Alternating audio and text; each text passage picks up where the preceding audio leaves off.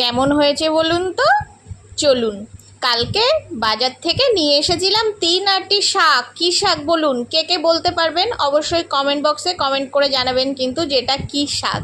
বাজারটা করেছিলাম বিশ্বকর্মা পুজোর দিন। অবশ্যই বাজারে গিয়ে ফোনটা চালাই না, কারণ ভীষণ লজ্জা করে, কারণ সেইভাবে তার আমি প্রফেশনালি কিছু করি না। তো ভিডিও করাটা বাইরে গিয়ে এটা আমার ঠিক হয় না। তো এখানে এনেছিলাম আমি থোর, আমরা তো থোর বলি, আর অনেকে ভাড়ালি বলে। আর এগুলো হচ্ছে কুলেখাড়া শাক, এগুলো আমার বাড়ির এখান থেকেই তোলা হয়েছে। তো মা বলছে এগুলোকে কিন্তু ঠিক করে খাবি। বাজার থেকে এনেছি শসা, আর এগুলো কিন্তু গাছের বেগুন। বেগুনগুলো কি গোল না?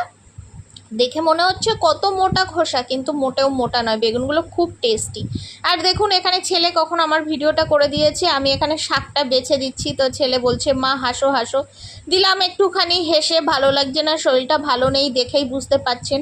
তো থোরটাকে মা কুচিয়ে দিয়েছে, আর এখানে নুন হলুদ দিয়ে জল দিয়ে আমি ভিজিয়ে রেখেছি, সঙ্গে একটু আমি করছি, এটাকে কচলিয়ে নিচ্ছি যাতে নরম হয়ে যায়। তো এখানে থোরটা বসিয়ে দিই। আর 14বার এসে যেহেতু ছেলের ছুটি, শুধু ফোনটা নিয়ে নিয়ে চলে যাচ্ছে, এই জন্য কিছু শেয়ার করতে পারছি না। এদিকে ভিডিও তো আমাকে করতে হবে, কি করব।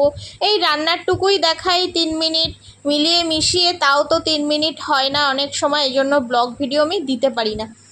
তো আজকে যেটুকু করেছি সেটাই শেয়ার করলাম। তো দেখো এখানে থোরটা আমি ধুয়ে আনার পরে এখানে সোমবার করেছি শুকনো লঙ্কা আর হচ্ছে কালো জিরা, আর কটা গোটা কাঁচা লঙ্কা দেবো, কেন থোরটা খেতে না আমার ছেলে ভীষণ ভালোবাসে। আর থোর কত উপকার আপনারা তো সবাই জানেন।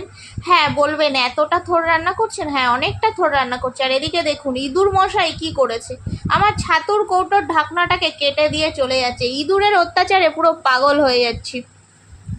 থোরটা বসিয়ে চলে এসেছি আমিও ছেলের কাছে বসতে, আর আমার মা শাক কুচিয়ে দিচ্ছে। আর আমার ছেলেকে দেখেছেন তো, এক ঝলক দেখিয়ে দিলাম ছেলে কি করছে। ছুটি থাকলে কি করবে বুঝতে পারে না, বুঝেছেন। আর বিশেষ করে মা যদি বাড়িতে থাকে, তো দেখুন ও কিন্তু বুঝতে পারছে যে আমি ক্যামেরা করছি, তবু ভাবছে ওকে মনে হয় আমি দেখাচ্ছি না। যখনই বুঝতে পেরেছে দেখুন কেমন করছে। তো চলে এলাম দুপুরের ভাত খেতে, পুরো ভাতের থালা নিয়ে পুরো বসে পড়লাম, একদম সকাল থেকে দুপুরে নিয়ে এলাম। দেখুন এখানে মেনু হচ্ছে শাক ভাজা, তারপরে থোর ভাজা যেটা আমি রান্না করছিলাম, এখানে লাউ দিয়ে বড়ি দিয়ে ঘন্ট, ওখানে কুমড়ো শাকের তরকারি, আর এটা হলো মটন কষা, যেটা কিন্তু বাসি তরকারি কালকের ছিল। তো কেমন হয়েছে